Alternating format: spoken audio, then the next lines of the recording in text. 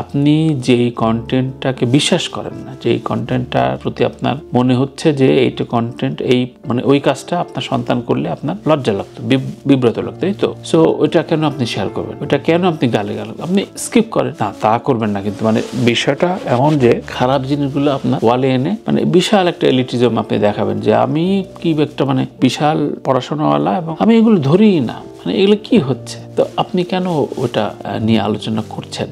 প্রশ্নটা আমার সেখানে। এবং ওই প্রথম থেকে আমি যদি প্রথম আলোচনার শুরুর দিককার বিষয়টা আনি, যে ওই যে বুম নিয়ে বলছেন যে ভাষা দিবস কবে বলেন তো, কেউ পারছে না, অধিকাংশ লোকই পারছে না, এটা নিয়ে আপনার কি যে একটা মানে জ্ঞান গরিমাপূর্ণ একটা কন্টেন্ট আপনি দিলেন এবং ওইটা লাখ লাখ ভিউ হইলো। এই যে লাখ লাখ ভিউ কারা করলো এবং কি দেখালেন আপনি? ধরেন সারা বিশ্বের বাঙালিদের কি দেখালেন যে এই ছেলেপেলেরা কিছু পারে না? তা তো না, তা একদমই না। অধিকাংশ ছেলেপেলে জানেন, কিছু কিছু ছেলেপেলে এগুলো পড়াশোনা হয়তো পিছিয়ে আছে, জানেন না, কিন্তু আপনি ভাইস ভার্সা কিছু জানা কিছু অজানা বিষয়গুলো তুলে ধরেন না। ভালো কন্টেন্ট দেখবেন যে খুব কষ্ট হয় মানে সেগুলো নিয়ে আপনি শেয়ার দিতে, এবং যে কোনো কিছু মানে আমি এর আগেও তুলেছি, আজকেও বলি যে আমাদের সোসাইটিতে ভালো গান বা ভালো কবিতা, ভালো বই বিষয়গুলো ছড়ায় না কেন?